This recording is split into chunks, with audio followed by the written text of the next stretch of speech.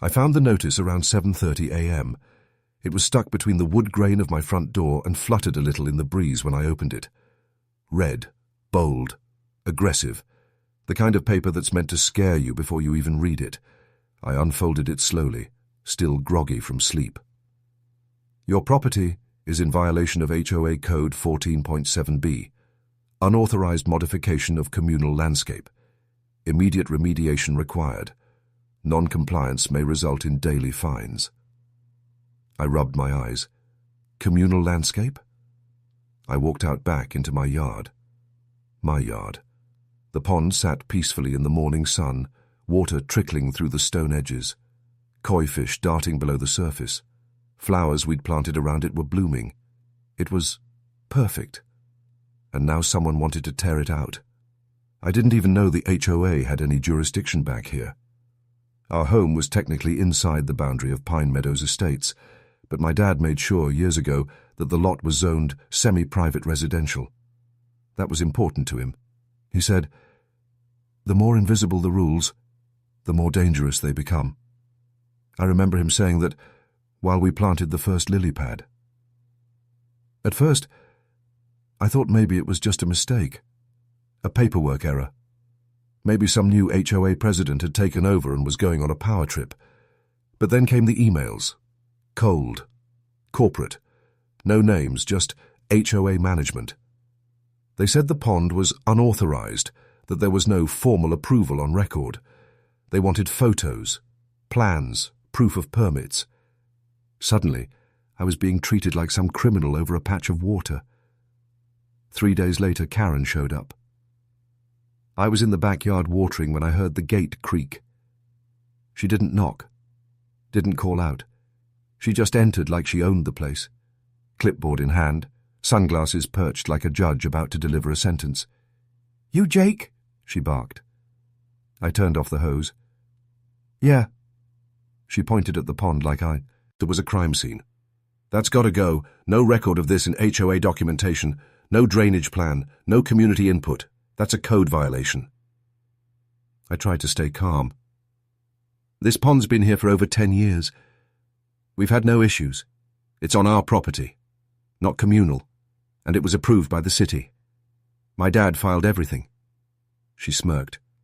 "Unless you can show me in writing, I'm moving forward with enforcement. 30 days. Then we drain it." It wasn't what she said. It was how she said it. Like she enjoyed this. Like the pond, this peaceful little slice of home, was just an obstacle to her power trip. That night, I called my dad. He answered on the first ring.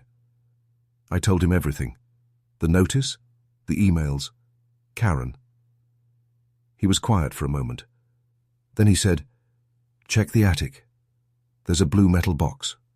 Bottom shelf. Everything's in there." The next morning I pulled it down. Dusty, heavy, locked with a tiny padlock, the kind only he had a key for. Inside, plans, photos, dated permits, legal correspondence, a signed city zoning map from 2009, with my dad's name and the city engineer's seal stamped in blue. I sent copies to the HOA. No response. But 3 days later, 2 SUVs pulled up outside the house. Karen was back, this time with 2 men in matching polos and clipboards. Enforcement, she called them. And she was smiling. That's when my dad pulled up. He stepped out of his truck slow, calm, wearing those dark FBI-issue sunglasses. He didn't say a word. He just walked past her, past the officials, past me, and straight to the pond. He looked at it for a long time. Then he turned around and said, "Where's the violation?" Karen opened her mouth to speak, but the badge he pulled from his inner pocket made her hesitate. "This pond," he said, "was filed under federal wetland protection because it supports migratory insect species. This isn't just decorative. It's documented. And I have everything on record." You could see the color drain from her face. She wasn't expecting that, and the battle had just begun. My dad never raised his voice. He didn't need to. He had a way of speaking that made you listen. Calm, clear, deliberate. Every word felt like it had weight behind it. So when he stood there, folder in hand, badge flashing in the sun, even the so-called enforcement officers seemed unsure what to do next. Karen, of course, didn't back down. Not yet. "Sir," she said, tight-lipped, "we're not here to discuss insects. This pond was not approved by the HOA Architectural Review Committee. It must be removed." My dad didn't flinch. "And I'm not here to argue policy. I'm here to correct a false claim." He opened the folder, revealing a perfectly organized stack of documents, color-coded, tabbed, and stamped with official seals. He laid them out one by one on the patio table. City permit, 2009, environmental compliance certificate, zoning clearance, photos of construction stages, soil drainage report, and a legal easement registered under Pine Meadows Phase 1, allowing independent water features within lot boundaries prior to HOA charter amendment. Karen blinked. The men behind her leaned in slightly, their confidence visibly draining. One of them, the younger guy with the clipboard, even asked if he could take a photo of the documents. My dad nodded once. Then he said calmly, "These are not just backyard plans. These are federal-level compliance documents. This pond was built with the full legal framework required. You're standing in front of a protected feature, and threatening to destroy it is a legal liability." Karen turned red. "Protected by who?" My dad raised an eyebrow. "The Department of Environmental Quality. I should know. I worked with them for 30 years. She tried to recover. "Well, maybe your permits were valid once, but rules change. This is HOA land now." Dad didn't miss a beat. "Incorrect. This is a private property inside HOA boundaries, not HOA-owned land. And that's where your mistake begins. You assumed authority, but assumptions don't hold up in court." She went quiet. For the first time since this started, she didn't know what to say. Meanwhile, I stood a few feet away, watching all of this unfold, like a courtroom drama in my own backyard. The pond bubbled softly beside us, birds chirped above, and the entire scene felt surreal. Dad finally closed the folder, tapped it once, and looked at her. "You have copies of all this now. If your next step involves any action, fines, notices, threats, you will be responding to a cease and desist, followed by a formal complaint to your legal department and state regulators." Karen tried to regain control. "Sir, this doesn't need to be hostile." "Then stop making it hostile," my dad said evenly. And just like that, she left. No apology, no acknowledgement. Just a stiff turn, a few muttered words to her clipboard crew, and the slow walk back to her SUV. But the story wasn't over. 2 days later, we received a packet in the mail, thick, stapled, covered in legal phrasing. The HOA wasn't letting go. They were calling for a special review hearing. They wanted to revisit prior approvals and consider revocation of grandfathered exceptions. My dad read the entire thing over lunch like it was the Sunday newspaper. Then he smiled. "This is exactly what I was hoping for," he said. I frowned. "Why?" "Because now," he said, "it's on the record, and I can dismantle them legally, piece by piece." It turns out my dad had been tracking this HOA for years. He knew Karen by name. She'd been involved in a similar dispute 2 neighborhoods over. Different state, different case, but same tactics. She was known for weaponizing bylaws to pressure homeowners into giving up their rights. She used vague language, pushed bogus violations, and manipulated votes to pass amendments that gave her more power. My dad had a dossier on her. Photos, meeting minutes, testimonies from residents she'd bullied out of their homes. "She's been doing this for a long time," he said, "and no one's ever pushed back with the law behind them." So we prepared.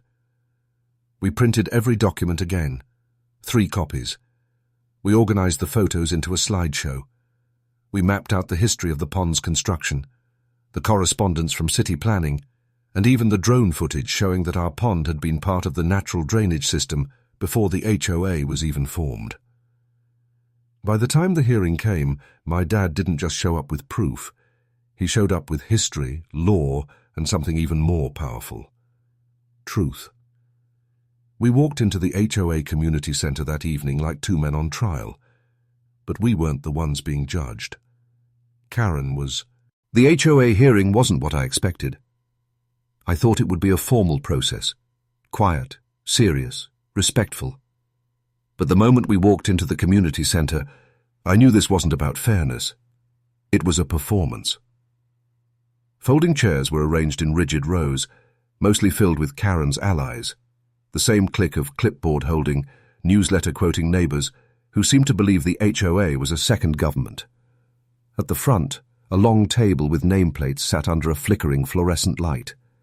Karen sat in the middle, gavel and all, flanked by her loyal board members. She wore a smirk, like a weapon. But we didn't come unprepared. My dad wore the same dark grey suit he used in court depositions. He held his leather folder calmly, not clutched like a shield, more like a chessboard he already knew the outcome to. I had the drone footage queued up on a laptop. We had a city planner's signed affidavit in a manila envelope. We had the environmental protection memo, printed in triplicate. Still, the atmosphere was tense. Karen cleared her throat and called the meeting to order. Her voice echoed with faux authority. We're here to review a code violation concerning an unauthorized backyard structure, specifically a man-made pond installed without HOA architectural approval. Mr. Jacob Rains and Mr. Daniel Rains have been asked to present any rebuttal they wish to offer. She leaned back like a judge ready to slam the gavel. My dad stood. "I'll keep this brief," he began. "This is not a rebuttal. It's a correction. What you're calling a violation is, in fact, a permitted and protected structure, documented, approved, and filed prior to the HOA's own founding charter." He placed a packet in front of each board member, each one tabbed and highlighted. "You'll find inside permit approval from 2009, a soil drainage study, a zoning clearance issued by the City of Meadow, Pines, and an exemption letter from the Department of Environmental Quality." He paused, letting the weight of his words settle. Then he clicked the laptop. Drone footage played on the screen behind him, slow panning shots of the property, showing the gentle slope of the yard, the pond, the natural flow of runoff toward the tree line. This pond is part of a natural water channel. It predates HOA control. In fact, your own boundary map from 2010, page 3, Exhibit B, shows this yard as independently zoned. Karen shifted in her chair. One of the board members glanced at her, confused. She spoke again, tone sharper now. "Regardless of past permits, our current charter requires reapproval of all structural water features. It's about consistency and safety." Dad turned to her directly. "Then let's talk about consistency." He reached into his folder and pulled out something else. A 3-page timeline labeled HOA Rule Amendments, Unlawful Enforcement Patterns. "You've added 14 amendments in the last 5 years. Most of them passed without quorum, without community notice, and without legal review. This includes the one you're now using against my son. That's not just inconsistency. That's procedural abuse." Karen's jaw tightened. "Let's stay on topic," she snapped. "We are," Dad replied smoothly, "because the topic isn't the pond. The topic is power." The room was silent. He continued. "This board has issued 42 violation notices in the past year. 38 of them were for infractions that did not exist when the structures were built. Retroactive punishment is not legal, nor is intimidation disguised as community management." He paused again. "Would you like me to read the names of the homeowners who signed complaints against this board?" Karen stood abruptly. "This is not a trial." "No," Dad said, "but it might become one." He turned toward the audience. Neighbours, quiet now, watching everything unfold.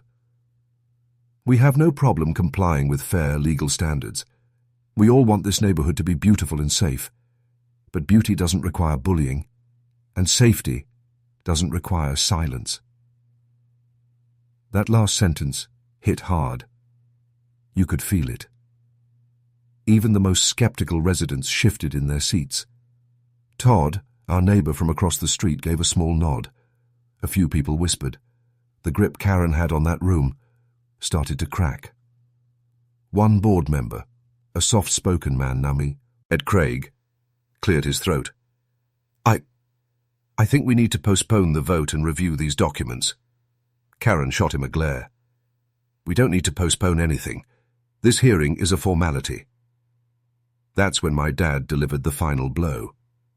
He reached into his folder one last time and pulled out a small flash drive. This contains audio recordings of prior HOA meetings, including one from February 18th, in which Ms. Caldwell says, and I quote, "We'll make his life miserable until he gives up the pond." Karen turned pale. How did you? Dad didn't answer. He didn't have to. The board voted to dismiss the violation notice within 10 minutes. And just like that, the war ended. But the story, it wasn't over yet. After the vote, the room emptied quickly. People whispered on their way out, some nodding in our direction, others just wide-eyed, like they'd seen something they weren't supposed to. Karen didn't say another word. She packed her things in rigid robotic motions, head down, lips tight, and stormed out the side door. But the silence that followed wasn't relief. It was tension, a kind of stillness that said, "This isn't done yet." We went home in near silence. My dad didn't gloat. He didn't smile. He just rode in the passenger seat with the flash drive still in his palm, like it was something fragile. He stared out the window most of the way.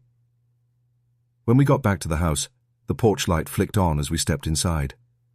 The pond out back was lit by moonlight, peaceful, innocent, unaware of all the chaos it had just caused. Or maybe it was the eye of the storm. I asked him, "Do you think she'll come back?" He said, "She already has, just not in the way you think." He was right. 2 days later, we received an email from the HOA board. Not from Karen this time, but from Craig, the quiet board member who had asked to postpone the vote. His message was short. Effective immediately, Karen Caldwell has been removed from her position as HOA president. A special election will be held next month. Thank you for your cooperation and patience during this matter. I forwarded it to my dad. He didn't reply. He just showed up 20 minutes later with coffee and a thick folder labeled Community Planning Proposal. "This is our next step," he said. "We don't just stop them. We change the rules." I didn't understand at first, but he explained it clearly. The HOA wasn't the enemy. The misuse of it was.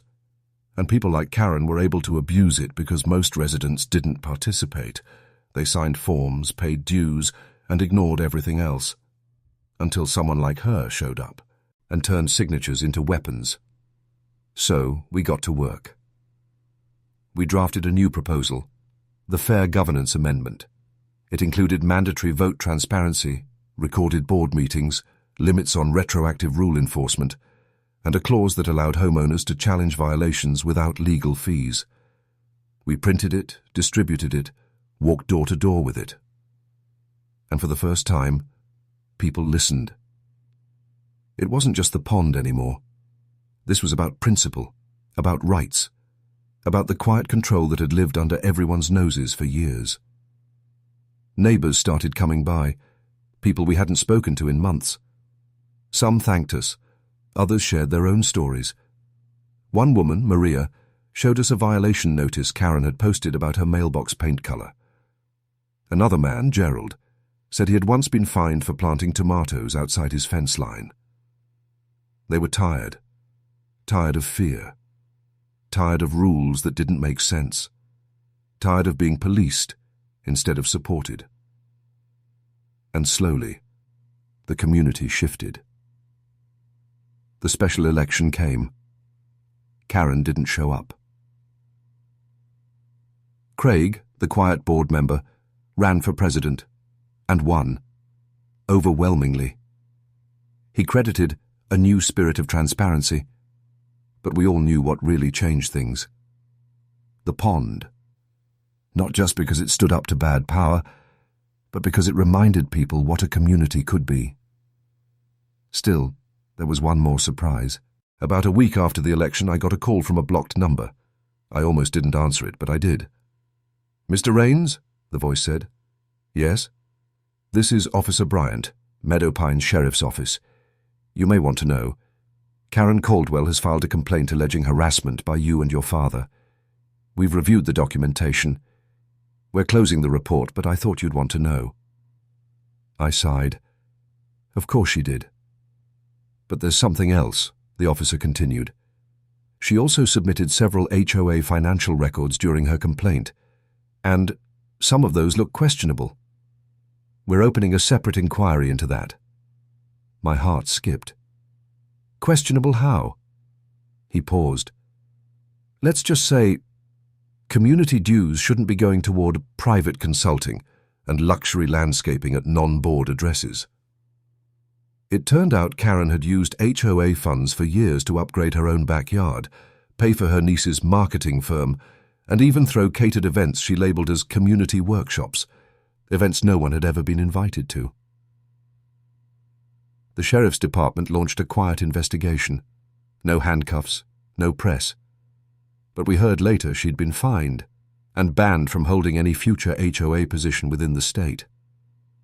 Poetic justice. The pond stayed. The neighborhood changed. But more than anything, people woke up. They started asking questions. They read the bylaws. They came to meetings. They talked to one another like neighbors again. And in the middle of it all, that quiet little pond kept flowing, water trickling gently between the rocks, koi darting through shadows, dragonflies landing on lily pads like nothing had ever happened. But we knew. We remembered. And we were never going back.